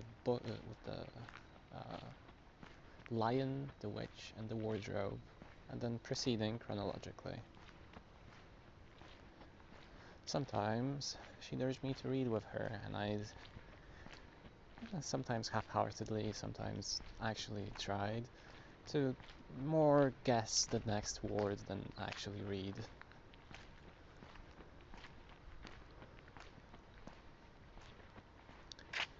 My father, though, my father always read me Secret Garden, or at least that's what I think the English translation is. Maybe it is an English book. I really don't know. It's a book about a princess whose parents died of cholera. She gets sent off to the countryside, learns how to clothe herself, and goes and tends to a garden. That's about as much as I've ever managed to pick up about the plot, because how my father used to read it is he would open the book at a random page and then just start reading from there every single time. And I would ask him, "Are you really sure this is where we left off last time?" And he would say, "Yes, I'm completely sure. I've even left a bookmark, see?" And he would show me a bookmark that he has inserted before opening the book. Sometimes even when I was in the room and actually looking at him.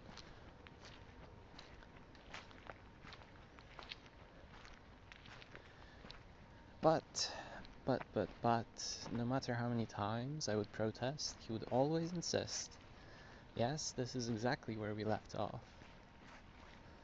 So, eventually, I would just assume he's telling the truth, because, naturally, who would go into so much effort about lying for seemingly no gain whatsoever.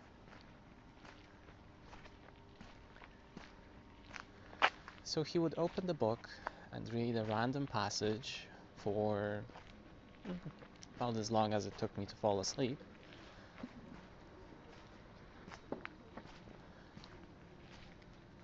Every single day, I would try to figure out what the plot of the book is. I think there's some romance in there. She, meets a boy in the garden, and they renovate? You don't really renovate the garden, do you? Take care of it together.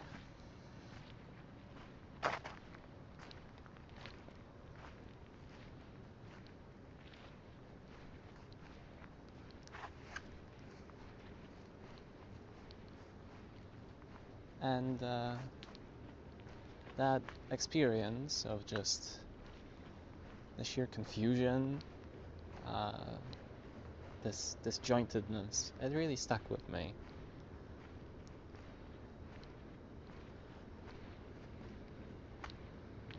I didn't think much of it at the time, but years later I would be convinced that it was some sort of premonition about the rest of my life.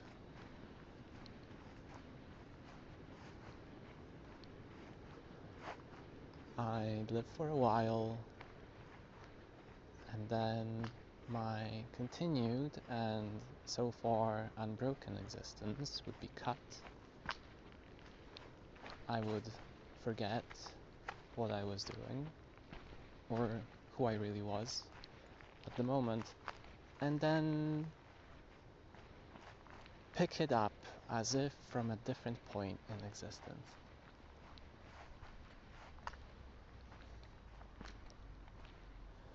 And it would happen to me every so often. And I'd be good enough at guesswork, at bullshit, to keep it up.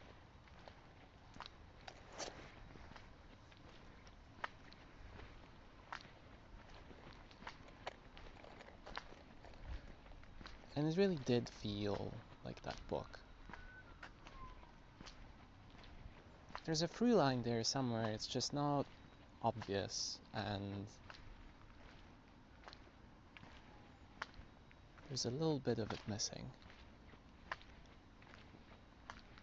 I don't think he ever read to me the bit right after the start, right after discovering the garden for the first time, and I don't think he ever read to me the ending. At some point, he would just start rereading the same passage over and over again. Just open the book at a page where it would naturally open at, and then continue from there, and the page didn't really move much.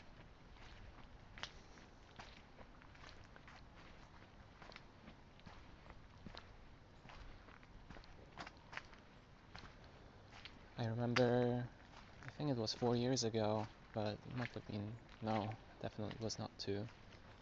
Though it sometimes feels like 2, and it sometimes feels like just a month ago, that I spent 2 years in my room, I think crying. I don't remember what I cried about.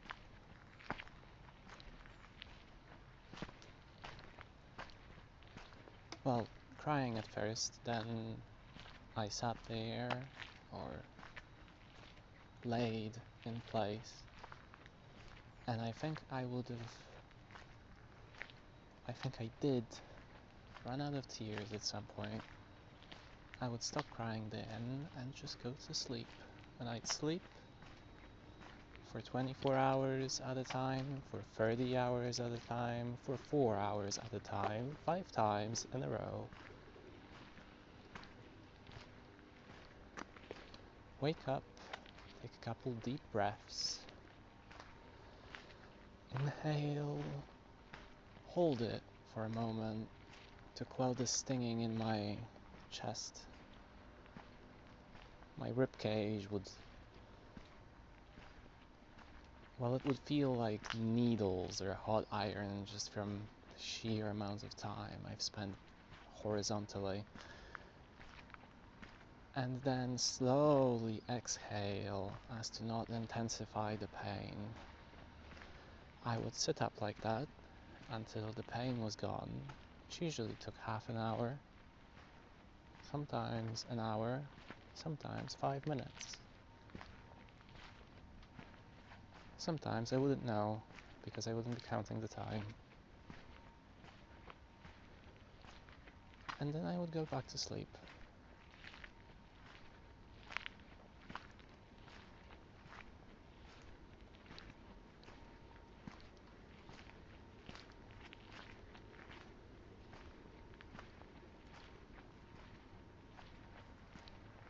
Just like that passage, read over and over and over again.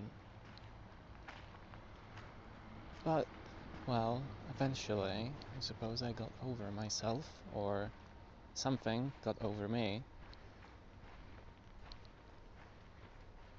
and I stopped. I don't know why I stopped. I don't know why I was doing it in the first place. I suppose I'm here now.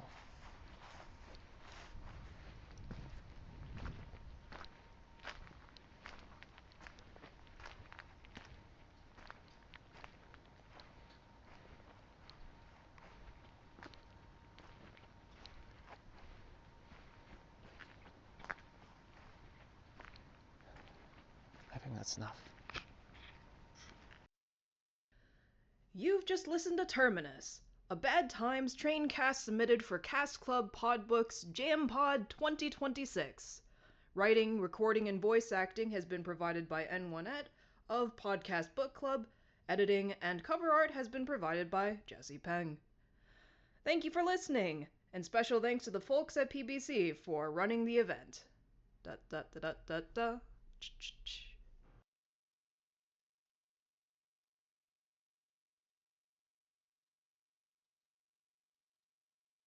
Wow. That was definitely very different in a very good way from the rest of the episodes we listen to. And I think it kind of works. It's quite, I feel like that was quite a nice like send off, sort of like the atmosphere as we were going through that. Very introspective and also just very, I don't know the words exactly, but just nice that shared that with us to go on that walk with him. Yeah, everybody clapping in chat. That was really, really quite something. And exactly as described in the best way. But yeah, if I go back over here, that is PodJam 2026. At least that was the listening party. But before I let you go, I've just got a couple things I want to talk to you about. All right. First of all, massive thank you to absolutely everybody who was involved in PodJam this year, whether it be the staff team, or whether it be a participant, or if you were just here to support people. Everybody came together and made this event together, made the space in which we were able to come and just try something, whether we be new at it or have done this 1,000 times before. And I think that the community aspects and just that absolute love that I have witnessed pouring out from the chat as we've been listening to these episodes is truly something special. And we wouldn't have this if it weren't for all the people that came together to make this possible. There is a feedback form. Now, with these events that we run at the PBC, we really, really, really would like you to tell us what you think. We want to know what you think we did well so we can continue to do those things well and we don't like kind of forget about them because we don't remember that, oh, actually, that was a good thing to do. By accident, of course. But we'd also like to receive any criticism that you have. If you think that a certain aspect of PodJam could have been run in a different way, well, please let us know in the feedback form. Especially if you've got further details. Like, for example, if you get rate, like, the form works with like a 1 to 5 rating. And sometimes people send in a rating of like, of a particular level, but they won't really explain why sometimes. And we're like, oh, we'd really like to help out and improve in that, but we're not really sure what the criticism was exactly. So if anyone can get as many details as you are able or comfortable to share would be absolutely brilliant. But at the end of the day, any and all feedback is amazing. It really helps us continue to provide these events for you guys in the way that would be best for you. A couple other things too. PodCamp is coming up. So if you enjoyed PodJam and are really itching for something similar, in September we've got PodCamp coming up. PodCamp is like PodJam if it was concentrated. It's 96 hours to complete all the writing, all the editing, all the voice acting. It's randomly assigned teams and there is a theme. So if you want a bit more of a challenge, even though PodJam's already challenging, but if you want more of a challenge, head over to PodCamp when that is available. There'll be more information about that closer to the time. So keep an eye on our socials and keep an eye on our announcement channels if you want more information about that. Also, if you are interested in helping out with events like this, please have a look at our website and head over to the mod application. We're always looking for people who can just hop on and help us out with our events and the running of the server, whether it be in a moderating capacity, an events capacity, a tech capacity, a streaming capacity, any way in which you think you could be helpful. We'd be very, very happy to have you along because we are a really tiny team. When you think about the scale of these projects, the team that is putting them together is really quite small, and we would absolutely adore having some help. All of the links about what I'm talking about are being put into the chat by Finch. Thank you very much, Finch. Also, we have an upcoming very special stream that I believe is going to be happening at the end of the month. More specific details on that later. The Hamulburger and the American Dream retrospective. For those of you that don't know, Hamulburger and the American Dream is a podcast audio fiction that was first produced for the very first PodJam event in 2024 and has since come out with a full series. We are so proud of Spikes and the entire crew that came together to create that together and took that pilot and saw it through to an entire season. So we're going to be just having a chat with Spikes, asking questions, and we may also go to the server and see if any of you guys have questions for Spikes about Hamilburger as well. If you have never heard of Hamilburger and the American Dream, well, you can find the original pilot episode on the Spotify and Acast feeds for PodJam, but also if you search up Hamilburger and the American Dream on your various podcast listening and hosting websites, you'll be able to find it. It's brilliant. I really, really recommend it. Personally, I am a big fan. Yeah, and also through this event, some of you might have just become podcast creators. If you're intending to continue your show beyond just the pilot episode that you sent in, feel free to open a ticket with us and request the podcast creator role. This will allow you a lot of abilities within the PBC server in which you can for example, make posts in the podcast announcement channel so you can let everybody know about your episode updates and any news that you have coming out about your show, which you think people might be interested in. And you also get a pretty color for your username. Yeah, more links in the chat if you want to check those out. But yeah, I believe that's everything we've had to talk about today. I'm just going to give a moment for any mods who are listening to correct me if I'm wrong. But I do just want to thank everyone because this was just an idea that we had. Just an idea to make a game jam, but make it podcasting instead, hence the name of PodJam. And first of all, it wouldn't exist without like the brilliant help of the team that came together to put this together. So a special shout out to Finch and Goat Eggs and Owen and Quills and the other members of the PBC who came together and helped us out with this event. And also a big shout out to all of you who participated. We wouldn't this event would not exist if we didn't have participants. We see the numbers grow, and it's really something to see an event that you put forward out there be taken up with so much passion, not just the first time that you do it, but for 2 more consecutive years after. This is the 3rd time we're running PodJam, and we're so excited to run it again in 2027 as well. So a big thank you to everybody. Congratulations to everyone. And yeah, I'll see you in the chats. Hopefully I'll see you at the Hamilburger stream. But for now, a big thank you and goodbye.